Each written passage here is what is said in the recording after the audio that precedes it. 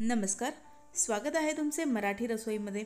आज आपण बनवणार आहोत मटन बिर्याणी थोड्या वेगळ्या पद्धतीने, म्हणजेच मटका मटन बिर्याणी। ही बिर्याणी बनवायची एक वेगळी पद्धत आहे आणि काही स्टेप्स आहेत।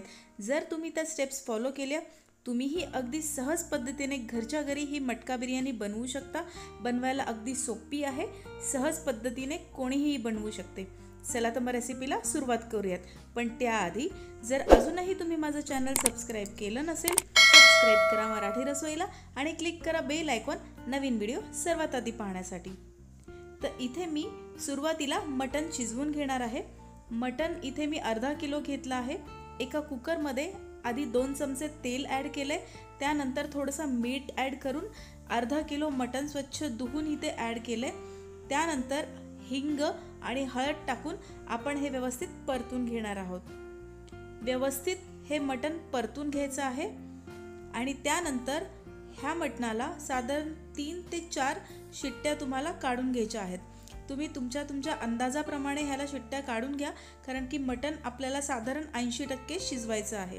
तर इथे मी 4 ते 5 शिट्ट्या काढत आहे मटणाला। पाहू शकता अशा पद्धतीने आपण 4 ते 5 शिट्ट्या करून घेणार आहोत। त्याचबरोबर जोपर्यंत मटण शिजत आहे, आपण पुढची तयारी करूयात। आता इथे मी बरिस्ता बनवणार आहे। बरिस्ता बनवण्यासाठी इथे मी साधारण 3 ते 4 मोठ्या आकारांचे कांदे घेतले आहे। तेलामध्ये बारीक चिरलेला उभा चिरलेला कांदा आपल्याला तळून घ्यायचा आहे। हा कांदा थोडासा गोल्डन ब्राउन झाल्यानंतर लगेचच काढून घ्यायचा आहे, कारण की बाहेर काढल्यानंतर पण त्याचं शिजण्याचं किंवा तळण्याचं काम हे पूर्ण होत असतं। आता एका भांड्यामध्ये शिजलेलं जे मटण होतं ते मी काढून घेते।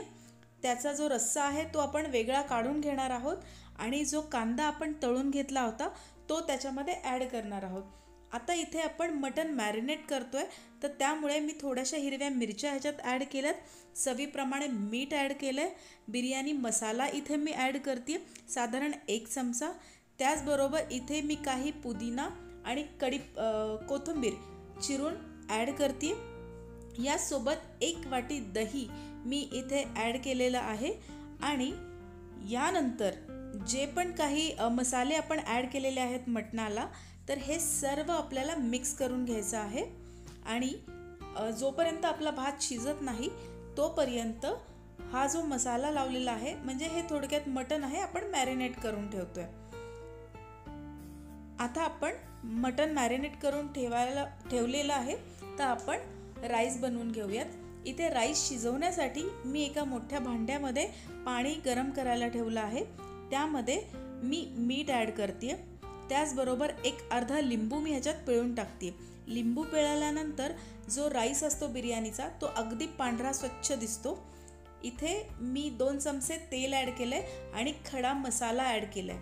हे सर्व मिश्रण जोपर्यंत उकळी फुटत नाही तोपर्यंत उकळू द्यायचं आहे। उकळी फुटल्यानंतर जो भिजवलेला तांदूळ आहे, बरं बिर्याणीसाठी आपण जो तांदूळ वापरतो तो साधारण 1 तास आधी आपल्याला भिजत ठेवायचा असतो। तो जो भिजवलेला तांदूळ आहे तो या पाण्यामध्ये घालून आपल्याला तो 70 ते 80% शिजवायचा आहे। तर आपला तांदूळ आणि मटण हे दोन्हीही आपल्याला 80% साधारण शिजवायचे आहेत। भात आपला शिजवून झालेला आहे, तो आपण चाळणीत काढून घेऊयात, जेणेकरून एक्स्ट्रा वॉटर जे आहे ते ड्रेन होऊन जाईल। आणि पुढच्या प्रोसेसला सुरुवात करूयात। पुढची प्रोसेस आहे मटका बिर्याणीची। तर एका मातीच्या भांड्यामध्ये मी तेल घातलं आहे। तेल हे तुम्ही तुमच्या अंदाजाप्रमाणे घेऊ शकता। इथे मी साधारण 3 ते 4 चमचे तेल घातलं होतं। त्यानंतर तळलेला कांदा ॲड केलाय आणि कांदा ॲड केल्यानंतर आलं, लसूण आणि हिरवी मिरची याची पेस्ट ॲड केली। हे व्यवस्थित आपल्याला परतून घ्यायचं आहे। हे परतून झाल्यानंतर इथे चिरलेला टोमॅटो मी ॲड करते। टोमॅटो व्यवस्थित परतून झाला ह्या मिश्रणासोबत की त्यानंतर इथे चवीनुसार मी मीठ ॲड करते आणि थोडासा बिर्याणी मसाला आपण ह्या मिश्रणात पण ॲड करणार आहोत। थोडीशी हळद ॲड करूयात आणि हे पुन्हा एकदा परतून घेऊयात।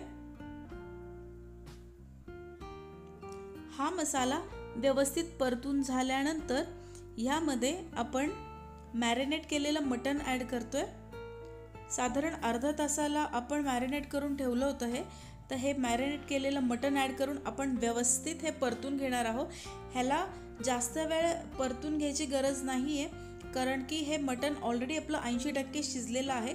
फक्त हा जो मसाला आपण बनवलेला आहे तो मसाला या मॅरिनेट केलेल्या मटणाला व्यवस्थित कोट होईल एवढ्यासाठी हे व्यवस्थित आपल्याला हलवून घ्यायचं आहे. आता या ठिकाणी एक थोडा वेळ म्हणजे 2 ते 3 मिनटं आपण झाकण ठेवून ह्याला थोडंसं शिजवणार आहोत.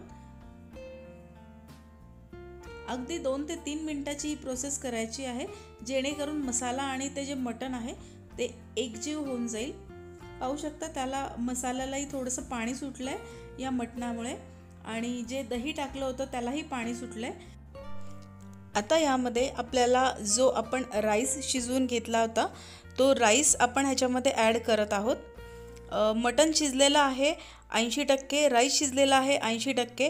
आणि तुम्ही जसं पाहिलं की मटण शिजलं होतं तरी पण त्या ग्रेव्हीमध्ये थोडंसं पाणी होतं किंवा ती ग्रेव्ही होती, त्यामध्येच आपण हा 80% कुक राईस ह्याच्यात टाकलेला आहे आणि हा व्यवस्थित असा परतून घ्यायचा आहे. आणि त्याच्यामध्ये आता मी काही गोष्टी टाकते, जसं की तळलेला कांदा इथून मी वरती टाकते आणि पुदिना आणि कोथिंबीर ही पण बारीक चिरून ह्याच्यावरती मी ॲड करते. त्यानंतर इथे साधारण तूप, म्हणजे जितकं जास्त तूप असेल बिर्याणीला तितकी जास्त ह्याची चव येते, तर इथं तूप मी ॲड केलं आहे आणि येल्लो कलरचा फूड कलर. आता साधारण हे 10 मिनटासाठी आपण असंच मंद आचेवरती दम द्यायला ठेवणार आहोत. पाहू शकता 10 मिनटानंतरच आपली बिर्याणी किती सुंदर झालेली दिसते आणि ही अशीच गरमागरम बिर्याणी तुम्ही सर्व करा. तर मित्रांनो, माझा हा व्हिडिओ कसा वाटला हे सांगायला विसरू नका आणि सबस्क्राईब करा मराठी रसोईला. आपण पुन्हा एकदा लवकरच भेटूयात अशाच एका नवीन रेसिपीसोबत. तोपर्यंत खात रहा, मस्त रहा.